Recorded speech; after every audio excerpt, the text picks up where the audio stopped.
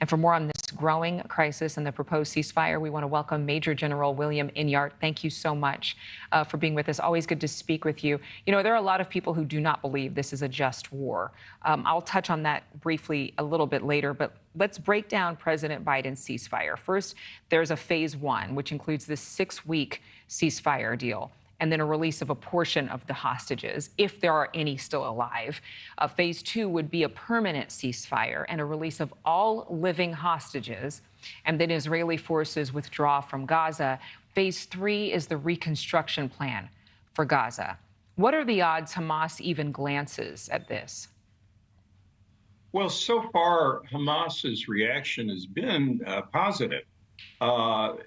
It's been positive because I think this proposal provides something that, for both sides, something that Israel wants as well as something that Hamas wants.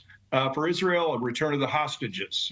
For Hamas, a ceasefire and an Israeli withdrawal from the Gaza urban areas. Its worst shortcoming is that it really doesn't provide for any interim or post-conflict governance for Gaza. And of course, that may well be because there is no post-conflict governance that the two sides could possibly agree on. So let's get an agreement now as to what can be agreed upon and work out the post-conflict governance as time goes on. I've spoken to you many times. I just want to clarify something you said right there at the beginning, that Hamas's response has overall been positive.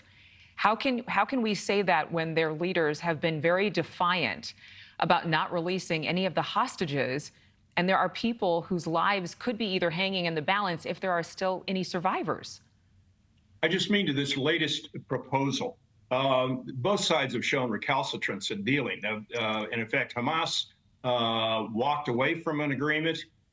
So when I say that the response has been positive, I mean only with this latest proposal, which they've not rejected out of hand, and they say it has many positive aspects. So that's what I mean when I say that, Adrienne. Okay, a little more clarity, but still, I mean, you think about some of the senior Hamas leadership rejecting the idea of a two-state solution. There have been a number of different reports of that happening because they indeed do not want the state of Israel to exist, and people can find information on that on their own. But President Biden says the world stage is watching very closely, urging Hamas to take this deal. Let's take a listen.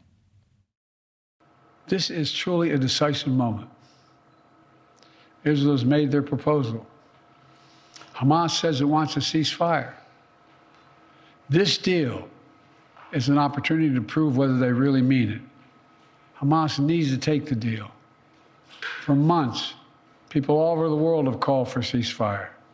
Now it's time to raise your voices and demand that Hamas come to the table, agrees to this deal, and end this war that they began. And the president has taken a lot of heat, particularly from some of his fellow Democrats, for saying that Israel does have a right to defend itself, and even saying that Hamas started this war on October 7th. Some people have actually been concerned about that. What do you say to people who believe that it's on Prime Minister Netanyahu to actually call for a ceasefire in order to bring those hostages home? Well, certainly he's getting some flack from the hostages' relatives and families in Israel over that, who are pretty much saying the exact same thing. They're very concerned that Netanyahu has given up on the hostages and will continue with the war rather than negotiate a peace to get the hostages back.